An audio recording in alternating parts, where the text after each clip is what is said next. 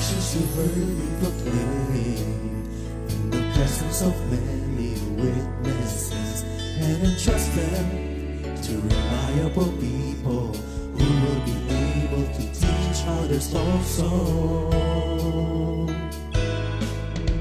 Take the teachings you heard me proclaim in the presence of many witnesses, and entrust them to reliable people who will be able to teach others also. Take the teachings you heard me proclaim in the presence of many witnesses, and entrust them to reliable people who will be able to teach others also.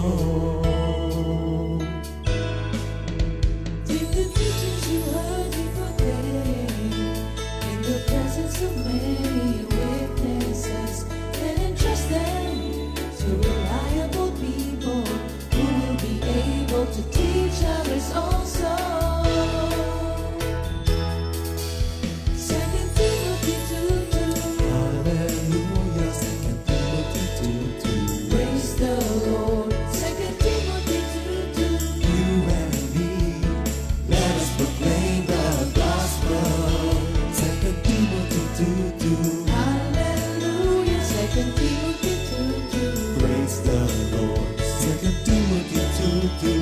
You and me, Let us proclaim the gospel of Jesus Christ. The harvest is plenty, but the workers are few. As for me and my house, we will serve the Lord. We will serve the Lord.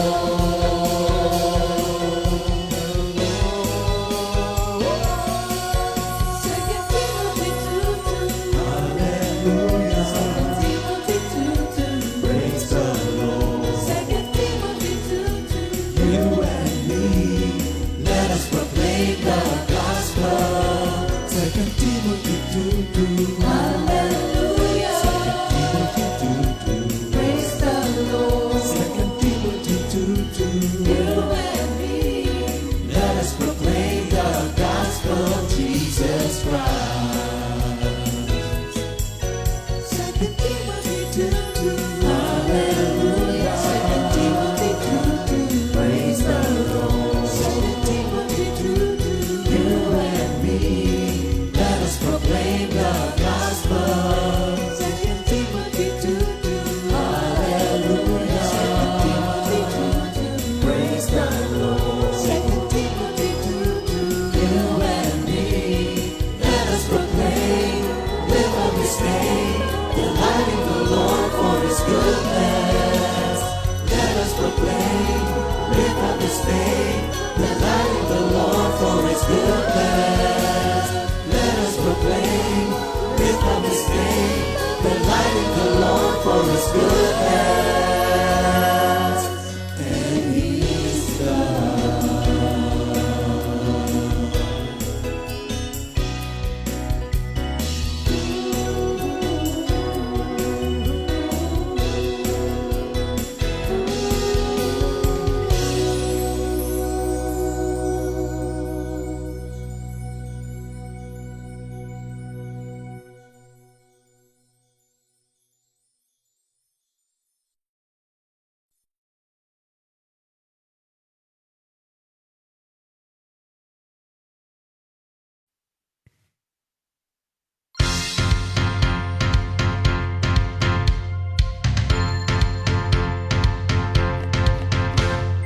Mawis-kabalakan ang lahat ng mga bansa. Si Yahweh papurihan, maglingkuran siyang pusa. Atin ang tagumpay sa lahat ng panahon. Pumawis sa kagalakan ang lahat ng mga bansa.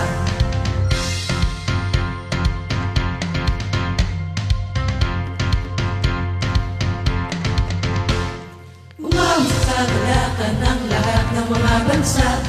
Si Yahweh papurihan, paglingkuran siyang pusa.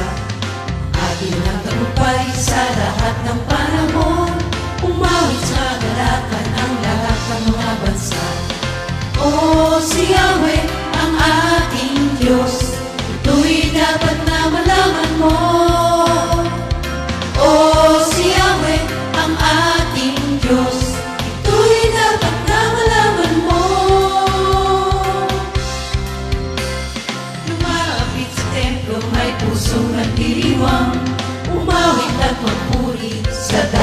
dakong banal. Awitan siya at pasalamatan, lumapit sa templong may pusong nagdiriwang. O si Yahweh ang ating Diyos, ito'y dapat na malaman mo. O si Yahweh ang ating Diyos, ito'y dapat na malaman mo.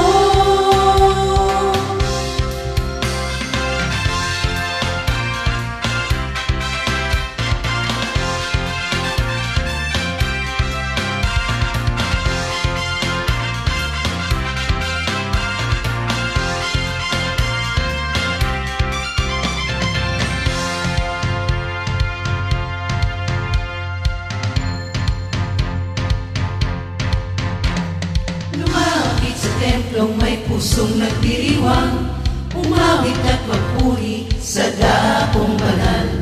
Awitan siya at pasalamatan, lumapit sa templong may pusong nagdiriwang. O si Yahweh ang ating Diyos, ito'y dapat na malaman mo. O si Yahweh ang ating Diyos, ito'y dapat na malaman mo. Ito'y dapat na malaman mo.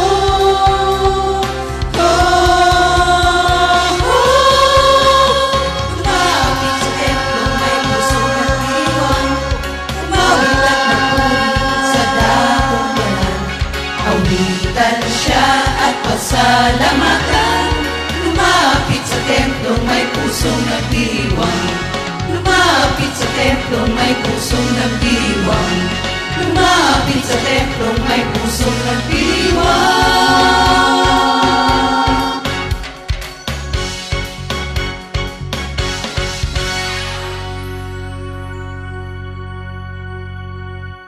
Hello, magandang umaga sa ating lahat mga kapatid na saan man kayo naroon dako. Ito na ang pagkakataon para lalo tayo mapalapit sa Diyos sa pamamagitan ng pag-aaral ng kanyang salita, pagtalakay tungkol sa kanyang sa Lent season na magaganap. Kailangan may laman natin ang history, ang kasaysayan nitong ating mga okasyon na daraan para hindi lamang maubos sa mga kung saan bagay ang ating panahon. Kaya tayo po ay narito para pag-usapan itong napakahalaga sa panahong ito. Pero bago tayo magpatuloy, tayo manalangin. Dakilang nga Diyos, sa aming amang mapagmahal, salamat po sa kabutihan mo, pag-ibig mo. Hayaan po ang banal na Espiritu ang maging tagapagturo namin sa oras ito at pangalan mong Hesukristo matanyag at mataas at ang lahat ng nakikinig, sumusubaybay sa GMJ na ito, Panginoon, ay mabless mo lahat.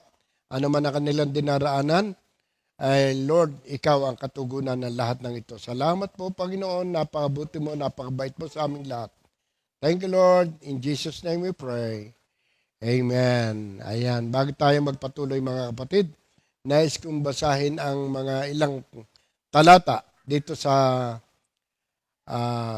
Marcos 15.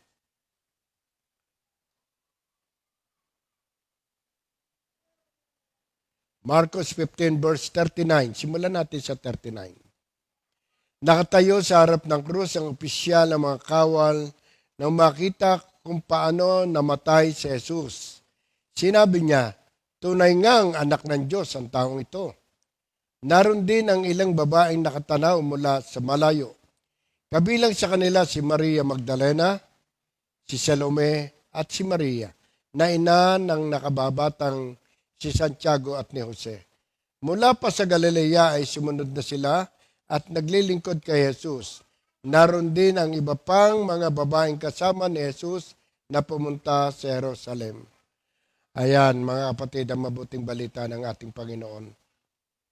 Yung ating binasa ay mga nasa time na kamatayan na ni Jesus. Alam nating napakahalaga ng naganap na ito sa buhay ng lahat ng tao. Ang kamatayan ng tagapagligtas, ang tutubos ng lahat nating kasalanan sa Kanya. Kaya sinacrifice niya ang Kanyang sarili para sa ating lahat.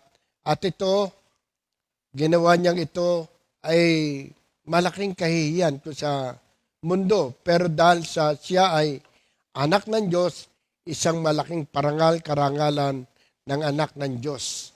Itong ginawa niyang ito. Alam natin na kung bakit siya namatay para sa atin. Tayo ang maraming kasalanan. Sinacrifice niya ang kanyang buhay para tayong lahat ay magkaroon ng buhay na ganap at kasiyasiya, ng buhay na walang hanggan, upang mahugasan tayong lahat sa ating kasalanan at magkaroon tayo ng bagong buhay. Kaya sabi niya sa John 10:10, ako'y pumarito para magbigay ng buhay na ganap at kasiyasiya. Dito nagsimula ang buhay na ganap na kanya ipinangako. Na tayo ngayon ay nilinis sa lahat ng uri ng kasalanan. Meron na tayong bagong buhay. Tayo ngayon ay 2 Corinthians 5:17, at sino man nakipagkaisa kay Kristo ay isa ng bagong linalang, wala na ang dating pagkatao. Tayo ay bago na. Kaya yung kamatayan pong ito ni Jesus Christ na sineselebrate natin every Lent, every year, to remind us gaano kalaki ang sakripisyong ginawa ng Panginoong Jesucristo sa buhay niya, na magkaroon tayo ng buhay na maligaya, buhay na pinagpala. Salamat sa Kanya.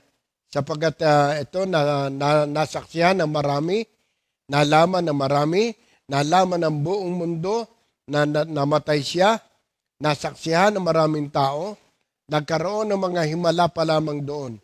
At kaya tayo ngayon mga kapatid ay magpatuloy sa bagong buhay upang hindi mabaliwala. Actually, hindi naman mababaliwala ang sacrifice na ginawa ni Jesus. Pero pag tayo hindi natin binigyan ng kahalagahan ang ginawa ni Jesus Christ na ito, tayo ang kawawa, tayo ang miserable. Walang mangyayari sa buhay natin dahil ginawa na ni Jesus ang lahat para sa atin. Ngayon, gagawin na lamang natin, ipamumuhay, isasagawa, maniniwala, mananalig, tatanggapin si Jesus. Aminin tayo ay nagkasala at kailangan natin si Jesus sa ating buhay. Ang kamatayan niya, naghugas sa lahat ng karumihan natin. At ngayon mga kapatid, salamat sa Diyos. Napakabuti ng Panginoon sapagkat meron na tayong bagong buhay. Nasaksihan ng maraming tao, ang buong mundo mga kapatid.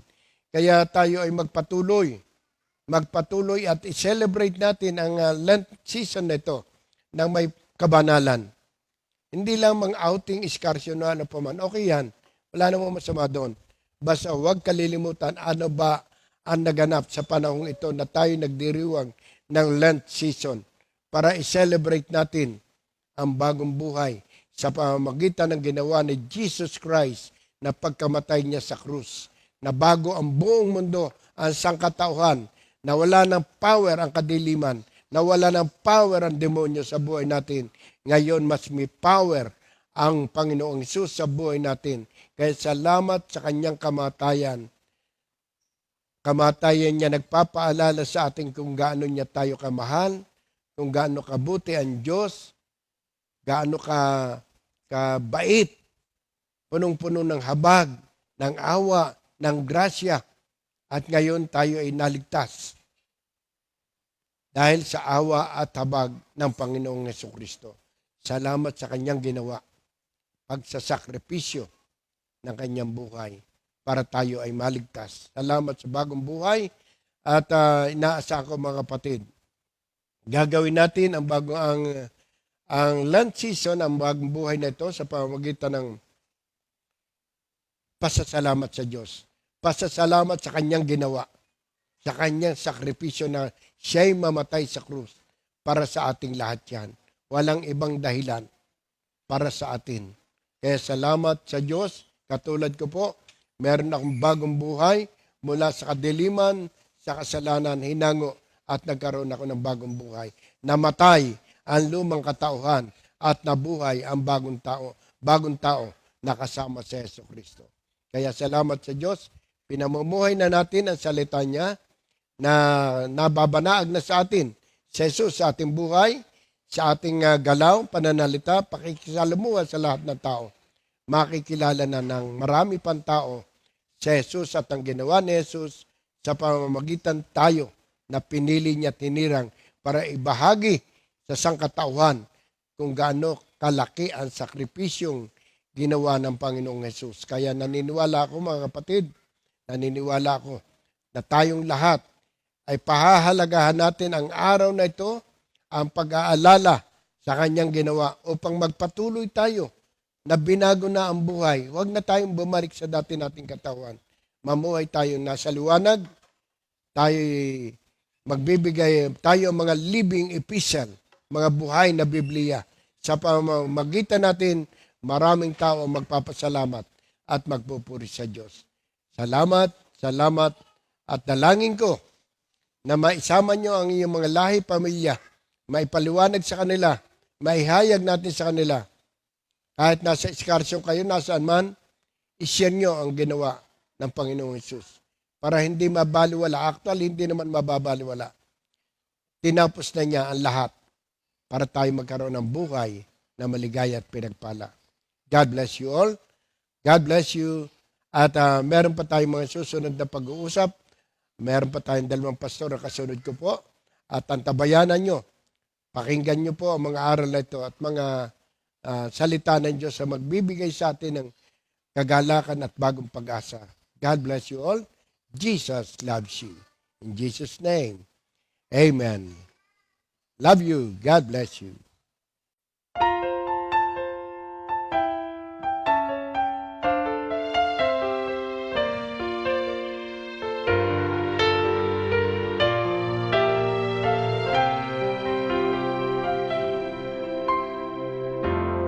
I will bless the Lord at all times.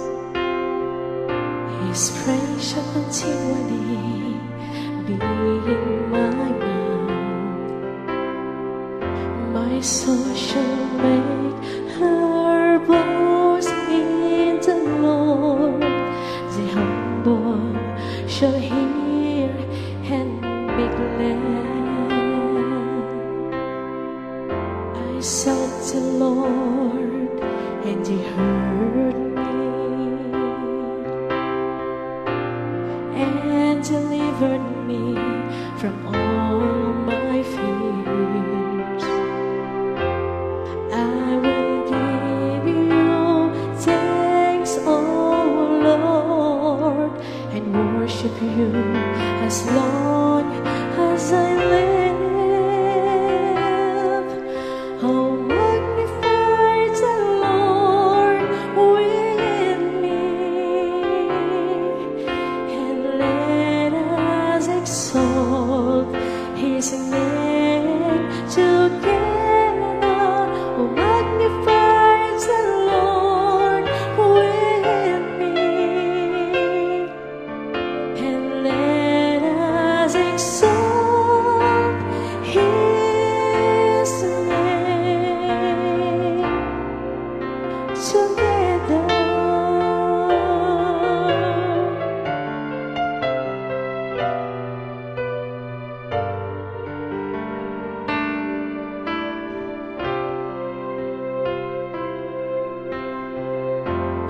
I will bless the Lord at all times. His praise shall continually be in my mouth.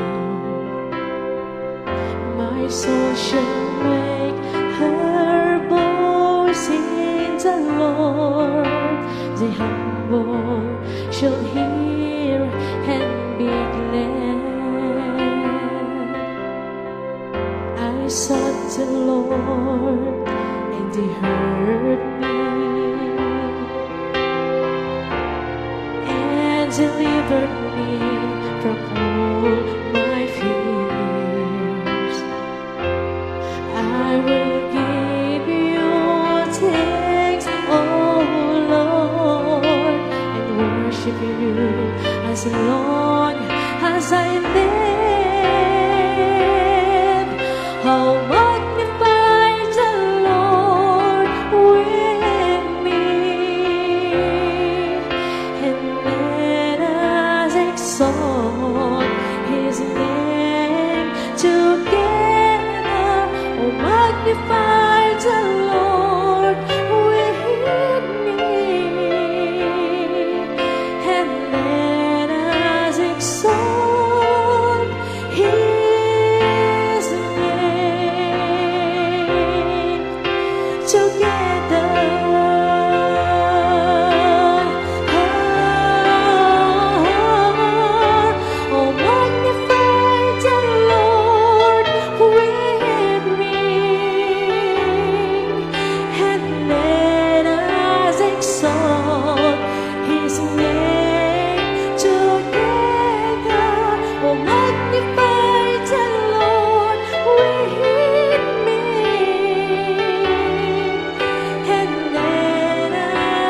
song, His name, together.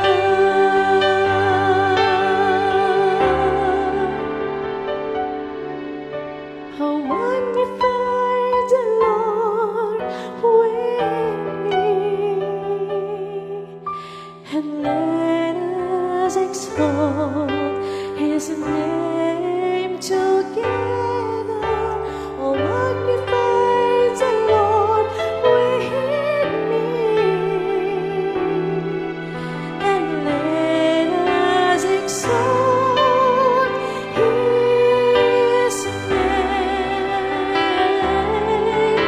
together.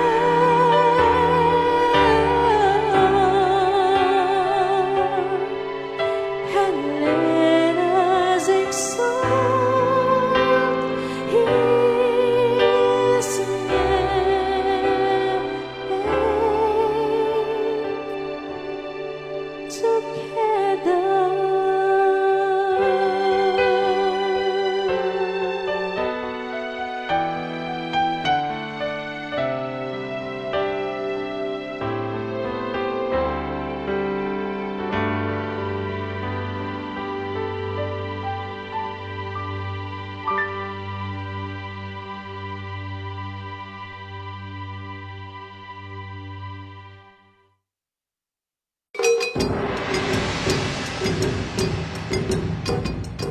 Nang magtatakip silim na, dumating si Jose na taga Arimatea, isang iginagalang at marangal na kasapi ng Sanhedrin.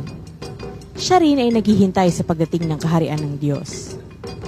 Dahil iyon ay araw ng paghahanda o bisperas ng araw ng Sabat, naglakas loob siyang lumapit kay Pilato upang humingi ng isang pabor.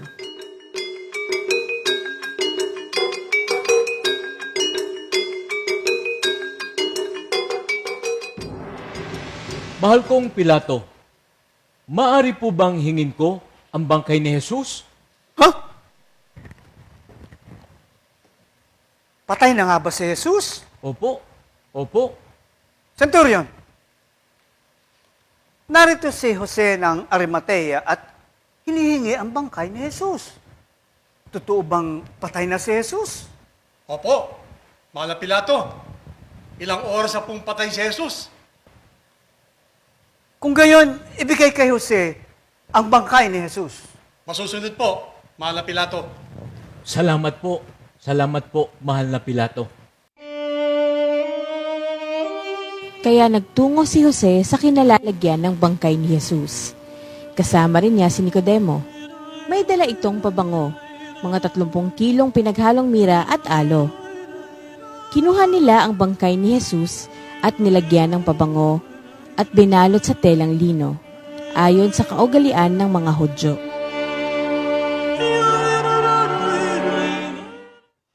Magandang umaga po muli mga kapatid at welcome sa ating Lenten presentation at for the halos sa buong linggo at tiyak naman na napanood po ninyo at ay inyong nasaksihan at nasundan yung ating mga pag-aaral. So kanina po narinig po niyo yung message ni Pastor Romy. Ngayon naman po ay ating pagtutuunan ng pansin yung naganap doon sa paglilibing tungkol kay Jesus. Tapos bakit nga ba tinawag na Black Saturday? At minsan hindi nga po na masyadong nabibigyan ng pansin ang burial. Kalimitan ang tao ay nakasentro sa death and resurrection. Pero ang katotohanan po, mahalaga rin po yung burial dahil sa meron pong naganap dyan. Meron 3 prophecy, no? Na maaari hindi na masyado nabibigyan ng pansin. Kaya ito pong ating pag-aaral today ay doon po tayo naka-concentrate. Kaya pakinggan niyo po mabuti. Narito po si Pastor Simple para talakayin po yung naganap doon sa paglilibing ni Kristo. Amen. Pastor Simple. Yan, thank you, Lord. Sige po, bago ho ako magpatuloy, nais ko po munang basahin dito sa Luke 19. Simulan ko po dito sa verse 38 hanggang 43. Sabi po dito, sinabi nila sa Luke 19 nga po ba, Pastor Rafi? John pala, John. Sorry po. So dyan Thank kayo. you, Lord. Dito po sa John 19. 19. Yan, basahin ko po sa atin. Simulan ko po dito sa verse 38. Yan, ganito po ang nasasaad. Pagkatapos nito, si Jose na taga Arimatea ay nagsadya kay Pilato upang humingi ng pahintulot na makuha ang bangkay ni Jesus. Si Jose ay isang alagad ni Jesus, ngunit palihim lamang dahil sa takot niya sa mga Hudyo. Pinahintulutan naman siya ni Pilato, kaya't kinuha niya ang bangkay ni Jesus. Kasama rin niya si Nicodemo, ang taong nagsadya kay Jesus. Isang gabi, may dala siyang pabango, mga 30 kilong pinaghalong mira at alo. Kinuha nila ang bangkay ni Jesus at nilagyan ng pabango, habang binabalot sa isang mamahaling tela, ayon sa kaugalian ng mga Hudyo. Malapit na sa pinagpakuan kay Jesus ay may isang halamanan at dito'y may isang bagong libingang hindi pa napaglilibingan. Dahil noon ay bispiras ng araw ng pamamahinga at dahil malapit naman ang libingang ito, doon nila inilibing si Jesus. Yan, ito po yung mabuting balita ng ating Panginoon. Napakasarap po na pag-aralan ho itong mga talatang ito. Alam niyo kung ano po yung ating matututunan dito. At alam po naman natin na ang mga Pilipino po, tayo mga Pilipino, tayo po ay taon-taon ay ginugunita po natin yung pangyayari noon para sa kaligtasan ng mga tao. At ito ay tinatawag nga po na Semana Santa o Holy Week. Bawat araw mula sa pagdiriwang ng araw ng Palaspas ay may mga ginugunita na pangyayari at may mga kinalaman sa ating buhay espiritual. Ngayong Black Saturday o Holy Saturday o Sabado de Gloria, kung tawagin, ano kaya ang nais na ipaunawa sa atin ng Panginoon dito sa mga makikita ho natin dito sa ating mga binasa. At nais ko pong ibahagi sa ating lahat ang ilang bagay tungkol po dito sa isang tao na ang pangalan niya po niya ay si Jose na taga Arimatea. Sino nga po ba si Jose? Si Jose po na taga Arimatea, siya po ay isang mayamang tao at siya po ay miyembro ng Sanhedrin. At pag inalam po natin, ito palang Sanhedrin, ito po yung tinatawag na mataas na hukuman na ito po ay binubuo ng mga 71 miyembro. At alam niyo po ba, yung mga miyembro pala nito, ang tawag nga po doon ay ito yung naandoon yung mga ulo ng tribo at mga angkan at mga eskriba ng mga Hudyo.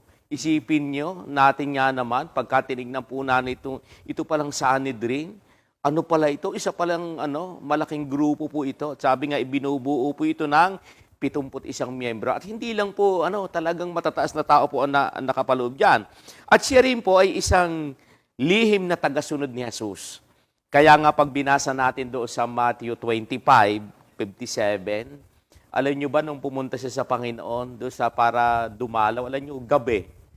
Di ba totoo naman na pagkapalihim, siya po, miyembro po ng Sanhedrin. Kaya pagpunta po niya, para bang palihim po siya na pumunta sa Panginoon para tingnan niya. At sabi nga po, siya rin po ay hindi siya sumang-ayon doon po sa desisyon ng mga Sanhedrin ukol kay Jesus. Di ba? Iisipin mo nga naman yun, kasali ka doon, tapos hindi ka sang-ayon doon sa desisyon ng mga Sanhedrin tungkol sa ating Panginoong Hesus. Ngayon po, ano nga po ba yung ating matututunan dito na nakita ko na pag-aaral dito nakita ko po dito sa buhay tungkol kay Jose na taga Arimatea. Una, ang nakita ko po diyan, siya po ay isang taong may malalim na pagkaunawa sa ating Panginoong Hesus, sa mga turo ng ating Panginoong Hesus. Di po ba? Pag tinignan po natin, napakapala doon, mga tao talaga na may malalim na, anong tawag dito? May malalim na pangunawa sa mga turo ng ating Panginoong Hesus. Di ba? Hindi naman po lahat ng may mga matatalino, hindi naman ho naniniwala sa ating Panginoong Hesus. Pero siya po, makikita po natin sa Kanya. Sabi nga dito, may malalim siya na pagkaunawa sa turo ng ating Panginoong Hesus. At hindi lang po yan. Ang maganda dyan, daroon po yung Kanyang hinihintay niya ang araw ng paghahari ng Diyos. Yun po di po ba? Hinihintay niya yung araw ng paghahari ng ating Panginoong Hesus. At dito din po, nakikita natin sa Kanya, siya po yung naniniwala po siya sa turo ng ating Panginoong Hesus. Di po ba? Parang tayo rin, kung i-apply po natin sa ating buhay, napakapala din po natin na lagi pong naandyan yung ating pakikinig ng salita ng Diyos, yung simple sa Kanya po manggagaling lahat Kaya yun po yung unang-una na makikita natin sa Kanya dito kay Jose Arimatea. Pangalawa po na makikita natin dito, yung ginamit po niya yung kanyang yaman at impluensya sa para maparangalan ang ating Panginoong Hesus. Alam niyo po ba, habang inaaral ko nga ito, sabi ko, alam niyo itong si Jose Arimatea, alam po niya yung John 3:27. Di ba? Sa John 3:27, sabi po doon, walang tatanggapin ang tao malibang ipagkalooban Diyos. At doon din po sa awit 24 verse 1, ang nakalagay din po doon, lahat ng naroon ay ang may-ari ay si Yahweh na ating Panginoon.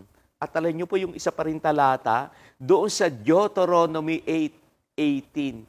At alam niyo po, sabi ko, alam din pala ito. Parang pag inisip ko nga po, sabi ko, alam talaga ni Jose ito. Sabi nga doon sa Deuteronomy 8:18, ang sabi po doon, alalahanin ninyong ang Diyos ang nagbibigay sa inyo para yumaman kayo. Ito po si Jose Arimatea, mayaman po siya, pero yung po, sabi ko, nga, itong taong ito talaga namang yung kanyang yaman, sabi nga dyan, ginamit niya para maparangalan ng Panginoon. Kaya ano pa po ang nakapaloob dyan? Kaya nga ang sabi dyan, hiningi niya ang katawan ni Jesus kay Pilato. Di ba? At ibinigay niya ang kanyang, maganda pa po dito, alam niyo po, ibinigay po yung kanyang libingan para sa Panginoon, di ba? Di ba, pag pinag-usapan ang libingan, ibig sabihin yun na dito sa mundo, ito na yung pinakahuli ng buhay mo. Pero kung mapapansin niyo, di ba yung binasa natin kanina, yung kanyang libingan, ibinigay niya para sa Panginoon. Kaya nga po, bilang tagasunod ng ating Panginoong Hesus, naisip niya agad na i-offer ang libingan niya para paglibingan ng ating Panginoong Hesus. Di po ba? Sabi nga sa panahon natin ngayon, yun nga, makikita natin doon sa Matthew 27:60. Yan pag binasa po ninyo yan, makikita ho niyo dyan yung mga pangyayari pa. At ang ginawa po ni Jose na taga Arimatea kay Jesus, sa kanyang paglilibing ay isang uri po ito ng paggalang. Alam niyo po kung bakit? Hindi po niya hinayaang magdamag na nakabayubay sa krus. Hindi niya pinayagang maging overnight yung kanyang pagkapako sa krus. Kaya nga po, sa panahon noon, ang mamatay sa krus ay isa po itong malaking kahihiyan Di ba? Alam naman natin. Yung mga pag-aaral natin, kaya nga kung papansinin natin, yung mga katabi niya na nakabayubay nakapako sa kung sino po yun, di ba mga yun? Mga kriminal. Pero kahilira siya po doon. Kaya ginawa po ni Jose ni Arimatea na hindi magtagal ang katawan ng ating Panginoong Diyos sa krus. Dahil yun po parang para sa kanya, ayaw niya na magkaroon ng nung kahihiyan. Diba, simple, kahihiyan nga po yung ipako sa krus Pero alam niyo po, hindi niya hinayaan na magdamag pala na nakapako ang Panginoong Hesus. Kaya nga agad lamang yung kanyang sabi niya, gusto ko po kukunin ko po yung bangkay ng ating Panginoong Hesus. Kaya nga po, ano pa ang ipinapakita? At sa atin pong Lenten celebration o paggunita natin sa mga nangyayari noon mula sa araw ng Palaspas hanggang Easter Sunday, ay nagbibigay po sa atin ito ng kaalaman at pagkaunawa sa ginawa ng Diyos sa buhay natin. Di po ba? Kaya nga ngayon, sa buhay natin talaga namang ito'y napakalaking pagpapala sa atin. Kaya nga po, tayo po ba, mga kapatid, ang isang katanungan ko po sa inyo, tayo po ba, ano po yung ginagawa natin para sa ating Panginoong Hesus? Katulad po ng ginawa ni Jose ng taga-Arimatea. Sabi dito, yung kanya pong ginawa, talaga pong isipin nyo, yung kanyang libingan, ibinigay para sa Panginoon. Di ba? Tayo po, di ba? Ano po kaya yung ating maibibigay at ibinibigay natin sa ating Panginoong Hesus? Pero alam nyo po, di ba sa Bible, mayroon isang hinihingi sa ating mahalaga doon sa Romans 12. Ang nakalagay nga doon ay i-offer natin ang ating sarili bilang handog na buhay, banal, at kalugod-lugod sa Kanya. Di ba? Kaya nga tayo, yung ginawa po ng ating Panginoong Hesus, yung pagkamatay sa krus. Naku, iyan po yung isang napakalaking pagpapala sa ating lahat. Kaya nga, di ba, lagi po natin sinasabi na pag tayo pala, halimbawa, paulit-ulit na nagkakasala, para daw pong paulit-ulit nating ipinapako sa krus ang ating Panginoong Hesus. Kaya tayo, yun nga po, ang pinakamaganda pala nating mai-offer kay Lord, alam niyo kung katulad ni Jose, yung ating sarili. Kaya nga po dapat tayo magpasalamat sa Panginoon. Kaya nga po ang nakapaloob sa atin, sabi ito, alisin natin. Sabi dito, yung pagkahiya. Di ba? Kaya nga sa ating ngayon, pagka tayo ay nagkakamali, di ba, sa ating buhay ngayon, sino po yung napapahiya, di ba? Yung ating Panginoon. So, kaya sabi diyan, huwag nating sasayangin ang kanyang pagpapakasakit at ang kanyang kamatayan sa krus. Huwag daw po nating sasayangin yon. Di ba? Sapat na po yung kanyang ginawa na ito'y nagpatunay sa atin na talaga namang mula po nang tayo manampalataya sa Panginoon, ito na po yung buhay natin na bago tayo. Di ba? Kaya lagi naandoon po yung yung ating hanggat maaari, sabi nga gawin natin yung mga bagay na ipinapagawa sa atin ng Panginoon. Katulad nga po dito, ginamit ni Jose Arimatea yung kanyang yaman, ang kanyang posisyon para sa Panginoon at gumawa ng matuwid. Di po ba? Gumawa siya ng matuwid. Ibig sabihin yung kanyang posisyon niya, talaga pong ginamit niya. Kaya nga gano'n na lamang po yung kanyang gumawa siya ng paraan.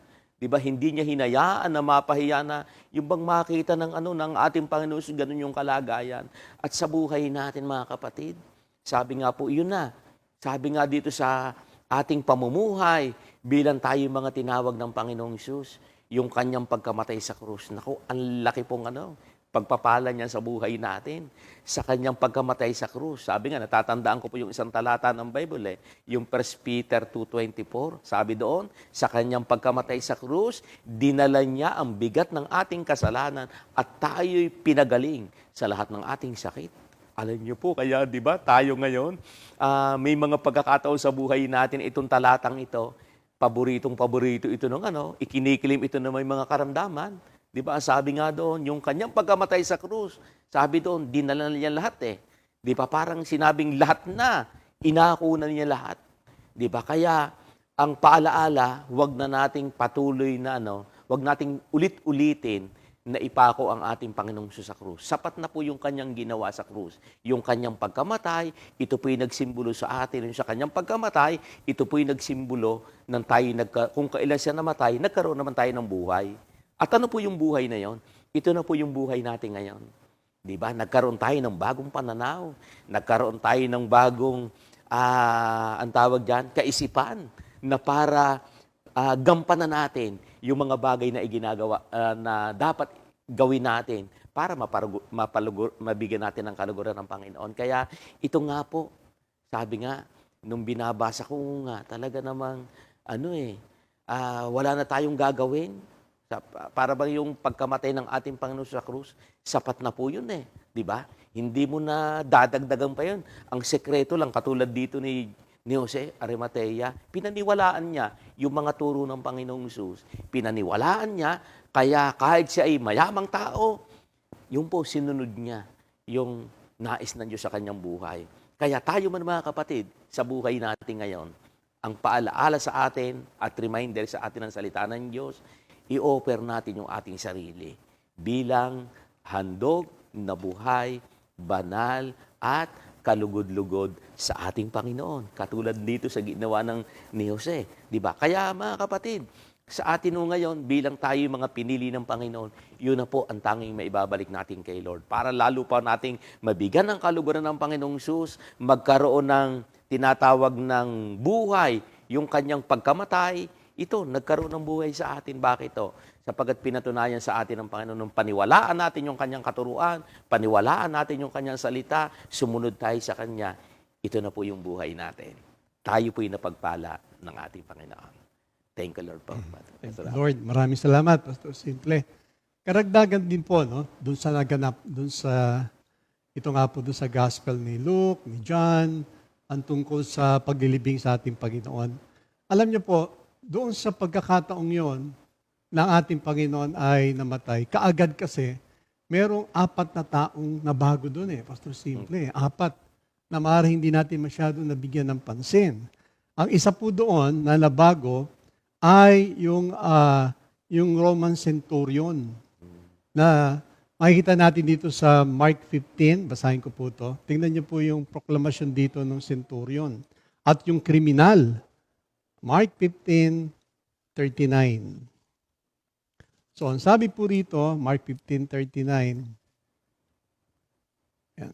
Ang centurion na nakatayong malapit sa harap niya nang makitang nalagot ang kanyang hininga sa ganitong paraan, ay nagsabi, tunay na ang taong ito ay anak ng Diyos. So yung unang-unang tao kagad na nabago Pastor Simple. Kaya nga, nakatulan tayo sa ilang bagay pero hindi natin napansin. Meron naganap na Itong centurion, kaya sabi nga niya na tunay na ang taong ito ay anak ng Diyos. Ang pangalawa, yung kriminal. Tingnan niyo po Dito tayo sa Luke 23. Ano ba yung binanggit dito nung kriminal? Luke 23:39 hanggang 43. Ayan. Luke 23:39 hanggang 43. So ganito po. Patuloy siyang pinagtatawanan ng isa sa mga kriminal na ipinako na nagsasabi, hindi ba ikaw ang Kristo? Iligtas mo ang iyong sarili at kami. Subalit sinaway siya ng isa at sa kanyang sinabi, hindi ka ba natatakot sa Diyos? Yamang ikaw ay nasa gayunding hatol ng kaparusahan. Tayo ay nahatulan ng matuwid sapagkat tinanggap natin ang nararapat na kabayaran sa ating mga gawa. Subalit, ang taong ito ay hindi gumawa ng anumang masama. Sinabi niya, Jesus, alalahanin mo ako pagdating mo sa iyong kaharian. At sumagot siya, katotohanang sinasabi ko sa iyo, ngayon, ikaw ay makakasama ko sa paraiso. So, yung ikalawang tao, yung centurion, pangalawa, yung kriminal, at pangatlo, pang-apat na nga po, itong si Jose ng Arimatea at si Nicodemo. Nabanggit ka po ni Pastor Simple na sila yung mga secret disciple Kaya tinawag na secret disciple, para bang natatakot sila na malaman ng kapaligiran na sila din ay isa sa mga, sabihin natin, mga alagad ng ating Panginoon. Kasi nga, isipin mo nga naman si Jose ng Arimatea at ito si Nicodemo ay miyembro ng Sanhedrin. At hindi lang po miyembro ng Sanhedrin yan. Sila yung mga Pariseo at mga Saduceo na kung saan yung panahon na yon ay talaga namang tinitingala ng maraming tao. Tapos eto ngayon sila nalalapit sa anak ng isang karpintero. Kaya makikita natin na nagkaroon ng pagbabago So ang nangyari nga po doon, ang nakakatawag pansin po rito, itong si Jose ng Arimatea at si Nicodemo, hindi sila nabago ng Panginoon nung habang buhay siya Nabago ang dalawang ito, pati po yung centurion at yung kriminal, nung namatay si Jesus. Tayo po kaya, kamusta tayo mga kapatid? Katulad din ba tayo nung ni Jose ng Arimatea na nahihiya tayong malaman na maraming tao na tayo mga alagad din ni Jesus? Kagaya din ba tayo ni Nicodemo doon sa John chapter 3 na kung saan pumunta si Nicodemo sa gabi. Sa gabi siya pumunta doon Dahil sa ang dahilan, baka marami makakita rin sa kanya na isa siyang Pariseo, isa siyang Saduceo, miyembro siya ng Sanhedrin at pupunta kay Jesus na anak ng karpintero. maraming tao hanggang ngayon, Pastor, simple, ganun eh. Ayaw nila malaman ng kapaligiran na sila'y lingkod ng Diyos. Pero ang tanong nga po, hanggang kailan yun? Hanggang kailan mo maililihim yan? Ito na po yung panahon na hindi dapat ikahiya. Kasi nga po, ang pagkakaroon ng relasyon kay Jesus ay isang bagay na pinakamataas at pinakamahalagang maganap sa buhay ng isang tao. Kasi siya lang naman po ang pwede magligtas sa atin sa kapangyarihan ng kasalanan hanggang sa kapangyarihan ng kamatayan. Siya rin naman po ang pwede magbago sa atin. Lahat ng mga bagay na masabi nating magdadala sa atin ng pagpapala, si Jesus lang talaga yun eh. Kaya nakakatuwa po, no? Nasabi ko nga, hindi masyado nabigyan ng pansin itong lalo yung dalawa, no? Yung kriminal at yung centurion. Pero dito na namulat ang ating mga mata na, oo nga, no? Nung siya'y nandoon at nagdurusa, narito yung dalawang tao na binago ng Panginoon. Kaagad, binago sila eh. At yung nga po ang nakakatuwa. Ngayon, tingnan na natin ngayon. Ba't ba tinawag na Black Saturday? Di ba? Parang maraming nagtatanong, bakit ka ba tinawag na Black Saturday? But anyway, no, itong Black Saturday, may ibang pangalan pa rin po ito eh. Ito'y tinatawag na Holy Saturday, na kung saan ito'y isang araw na ginugunita ng buong mundo na kung saan si Kristo ay nalagay sa kanyang libingan pagkatapos ng kanyang kamatayan. So itong Black Saturday ay, sabi nga po na, bakit black? No? Dalawang bagay lamang po, kaya tinawag na black. Kasi po ito isang araw ng mourning at araw ng grief. Pag sinabing mourning ay sobrang pagdadalamhati at sobrang kalungkutan ang nadarama ng kapaligiran. Kaya ito po ay pinangalanan na Black Saturday. Pero itong Black Saturday ay kilala rin po ito na Holy Saturday na maraming pangalan din po na ang nailalagay dito. Black Saturday, Holy Saturday, nandyan yung White Saturday, Easter Eve, at Vigil of Easter. So yun po ang nangyayari. Pero yun nga po, halos lahat naman ay nagamit na nga po itong salitang Black Saturday sa kadahilanan, ito'y araw ng pagdadalamhati. Amen, amen. Now, dito rin po, alam nyo, ito rin po isang bagay na maaring hindi rin nabigyan ng pansin ng karamihan. Na yung oras na yon ng ating Panginoon ay namatay, ang paniniwala ng mga early church, may mga supporting scripture po tayo para i-suporta ito, i-justify itong paniniwala ng mga early church. Na kung saan, naniniwala sila that after His death, after the death of Christ, si Christ descended into hell in order to rescue the soul of the righteous. So, yun ang paniniwala, batay din po sa scripture na kung saan si Jesus ay bumaba, pumunta sa Hades, kung tawagin natin, o hell, para kanyang sagipin ang mga taong matuwid niya. Tingnan natin itong mga scripture, mga kapatid. Dito po sa 1 Peter chapter 4, verse 6, na nagsasabi na tungkol po dito sa aking binabanggit. 1 Peter chapter 4, verse 6. Sabi rito, sapagkat ito ang dahilan kung bakit ang ebanghelyo ay ipinangaral maging sa mga patay, upang bagaman sila'y nahatulan sa laman na gaya ng mga tao, ay mabubuhay sila sa Espiritu ng Diyos. Napansin niyo po ba yung sinabing, sapagkat ito ang dahilan kung bakit ang ebanghelyo ay ipinangaral maging sa mga patay. So ang paniniwala ng ating Panginoon ay bumaba sa hell at kanyang ibinahagi ang kapangyarihan ng salita ng Diyos na siya magbibigay ng buhay sa mga taong maniniwala. Dito rin po sa Epeso, aklat ng Epeso, Kabanata 4, sa talata 8 at 9. Ang sabi po rito, kaya't sinasabi ng umakyat siya sa itaas, ay dinala niyang bihag ang pagkabihag at nagbigay siya ng mga kaloob sa mga tao. Nang sabihing umakyat siya, Anong ibig sabihin nito? Kundi siya'y bumaba rin sa mas mababang bahagi ng lupa. So, nakikita niyo po ba na ang ating Panginoon talagang lahat ng pagkakataon ay ginagawa niya para ang tao ay magkaroon ng kaligtasan. Kahit na nga bumaba pa siya doon sa sinatawag nating hell, para sagipin ang lahat ng tao at makarinig pa sila ng salita ng Diyos. At alam natin, pag sinabing salita ng Diyos, dahil sa Gospel ni John, chapter 1, ang sabi doon, the Word became flesh.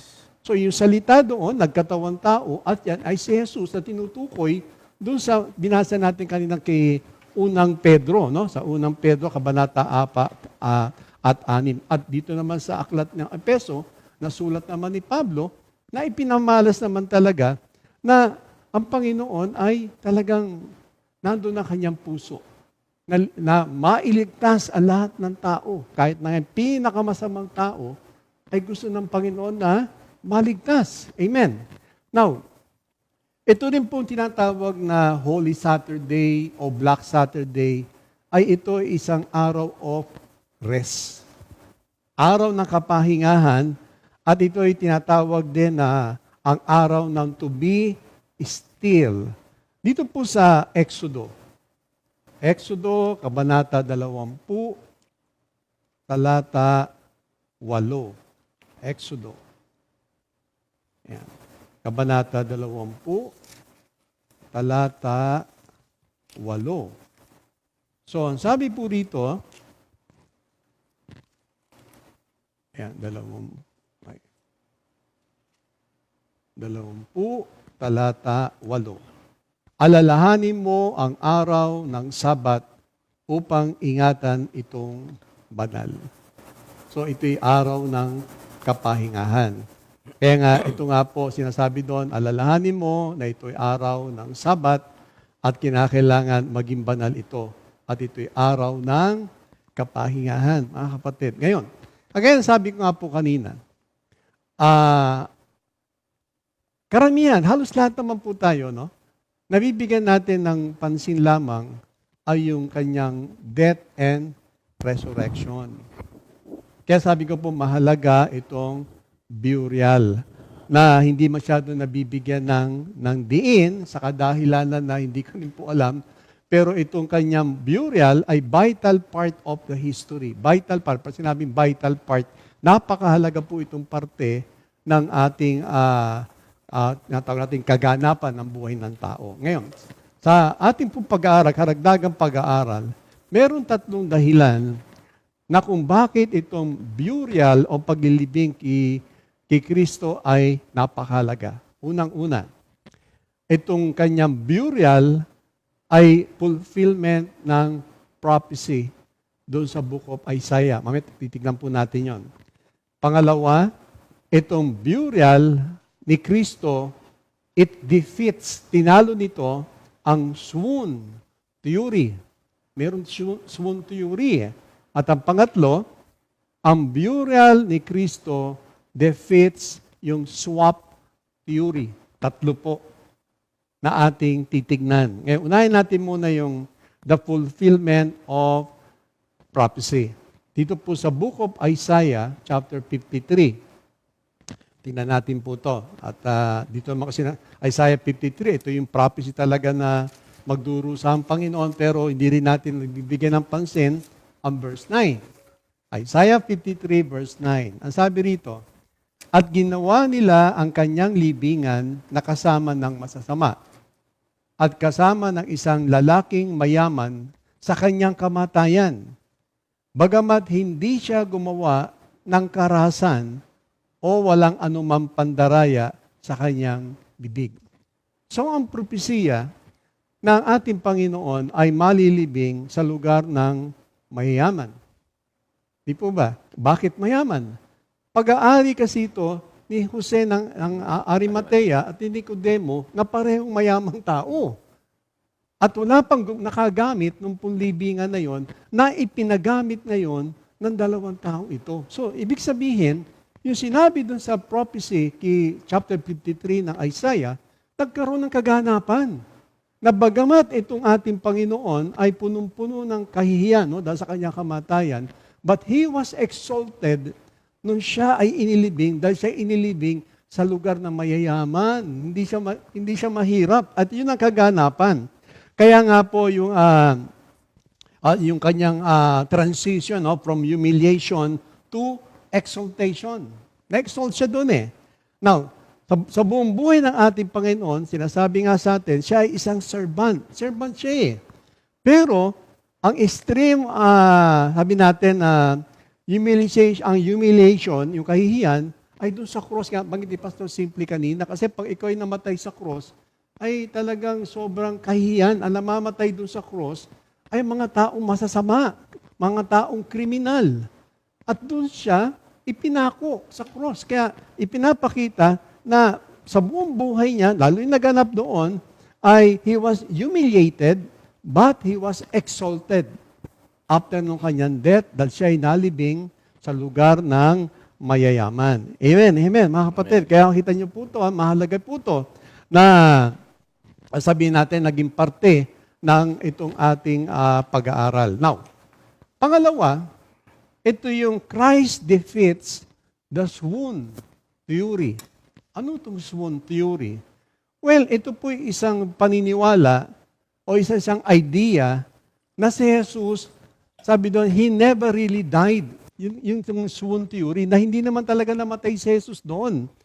Na, ang sinasabi po doon, na siya ay, masabi natin, alam mo yung, para bang nirevive. Yan, nirevive siya. Kaya siya nabuhay. Ang kanilang paniniwala, pilit nilang pinabubulaanan yung kamatayan ni Jesus. Gusto lang i-prove, hindi namatay yan. Yan ay ni-revive, nabuhay lang yan. Hindi yan namatay. So isipin niyo, may mga idea noon, no, noong time niyon, at maaaring magpahanggang ngayon, itong ideyang ito ay pinaniniwalaan pa rin ng maraming tao. Kaya mahalaga itong burial nito eh. Pangatlo, Christ defeats the swap theory. So kung nandun yung fulfillment na siya ay malilibing sa lugar na mayaman, itong gatawag na swap theory, ngayon itong swoon theory, o angat nga po yung swap theory, na ang kanilang paniniwala ay merong ibang taong namatay doon sa cross. Hindi si Jesus. Kaya sinabing swap. Merong nag-substitute. Hindi si Jesus. Yun ang sabi ng mga ibang sabihin natin, mga bulaang propeta, mga false teachers, na pilit na ito sinisira. Pero alam natin, walang substitution na naganap. Ang substitution na ganap, na dapat tayo ipinako sa krus dahil sa kasalanan, si Jesus ang naipako para tayo ay matubos sa ating kasalanan. Yun yung substitution. Pero yung sinasabing, merong taong namatay doon at hindi si Jesus, maling-mali naman yun. Maling-mali po yun. At yan ay hindi tama. At yan ay napatunayan ng Scripture. Napatunayan po ng Biblia ang tungkol kay Jesus. Kaya mag-iingat po tayo mga kapatid doon sa ating mga pinaniniwalaan. Kaya o ating napapakinggan, o maaaring napapanood sa telebisyon, o nababasa, hindi po yan ang katotohanan. Ang katotohanan, si Jesus ay namatay. He was dead, buried, and rose again. At ang Romans chapter 6 ang magpapaliwanag dyan. Kaya nga bukas, ating i-celebrate yung kanyang resurrection. Mga kapatid, ingat po tayo. Kaya nga po, tandaan natin, i-take note po natin to. That Jesus was born, pinanganak siya. Jesus Christ died. Jesus Christ was buried. Jesus Christ rose from the dead. And Jesus Christ will come again. Yan po ang katotohanan. Huwag tayong makinig o maniwala sa mga taong nagtuturo ng kamalian. Tandaan natin, namatay talaga si Jesus at tunay siyang nabuhay, tunay siyang nag-resurrect, at lahat ng ito ay naganap. At tayo ang isa sa mga masasabi nating bunga nitong naganap na sabihin natin na pagdurusan ng ating Panginoon. Amen, amen. Maraming pong salamat. So, dako muna po tayo sa pagbati ng mga may kaarawan. Meron marami pala may kaarawan, Marami no? pala. Sa March 30. March 30. 2024. March 30 po ngayon, mga kapatid. Oo. Happy birthday po kay Brother Ray Cariaga. Karangalan. Karangalan. Sister Len Rabalo.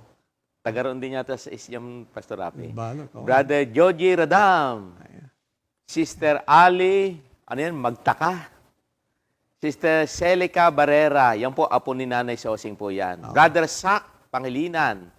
Pamangkin ni Brother Arnold. Brother Carlo Blanza. Sister Johan Manggao. At happy anniversary po kay Brother AJ and Sister Danica Malabonga. Na ating taga San Pablo. Ayan. Thank you, Lord. Brother Bong.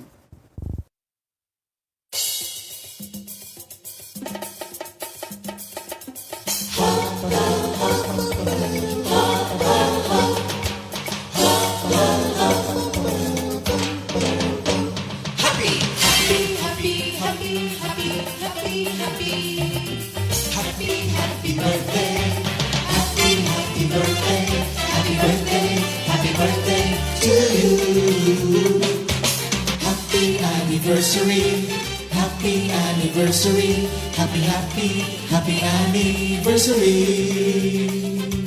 Happy anniversary. May the good Lord bless you, may the Lord's light shine upon you. Happy anniversary to you. Happy birthday to you.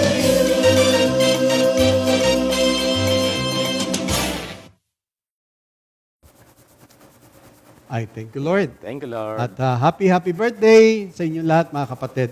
At dyan po nagtatapos itong ating Lenten presentation, no? Kasi ito po yung pinaka-last day natin.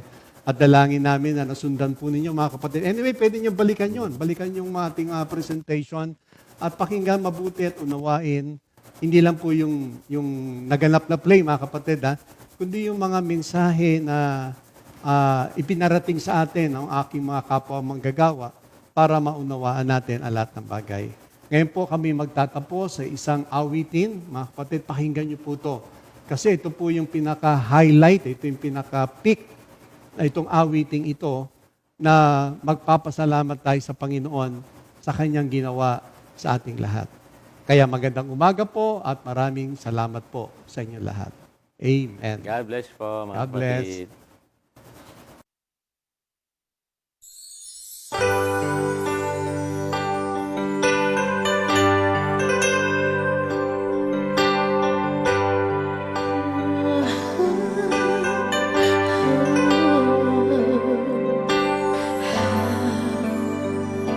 Can I say thanks for the things you have done for me? Things so unabsurd, yet you give to prove your love for me. The voices of a million angels could not express my gratitude. All that I am and never hope to be, I owe it all to thee. To God be the glory. To God be the glory. To God be the glory for the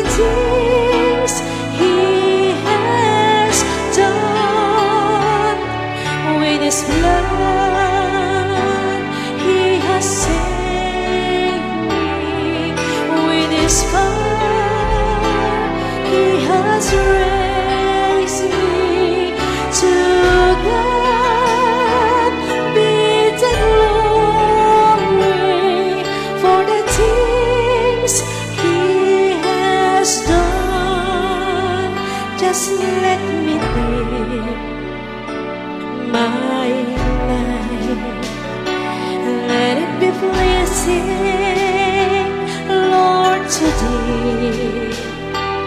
And should I gain any praise, let it go to Calvary. With His blood, He has saved me. With His power, He has raised me.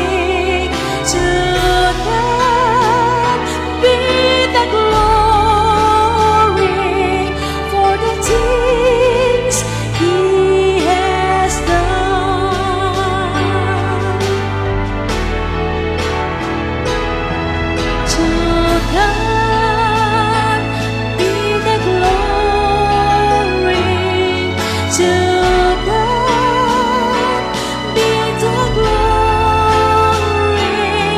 To God be the glory for the things, for the things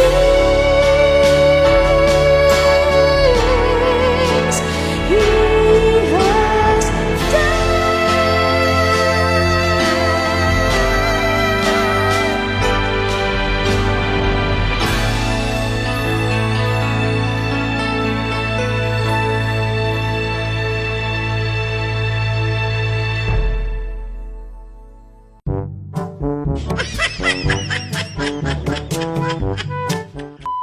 Narito ang Ang ano? narito narito si Jose. Narito si Jose. Okay. Try ulit. Oh,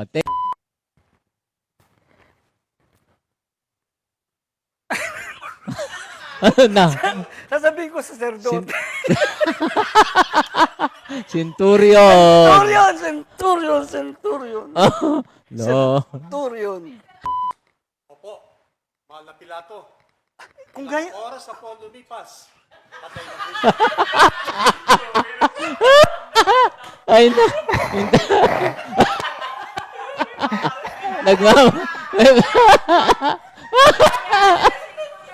ako na lang centurion. Isa na lang, sorry. Mea culpa, mea culpa.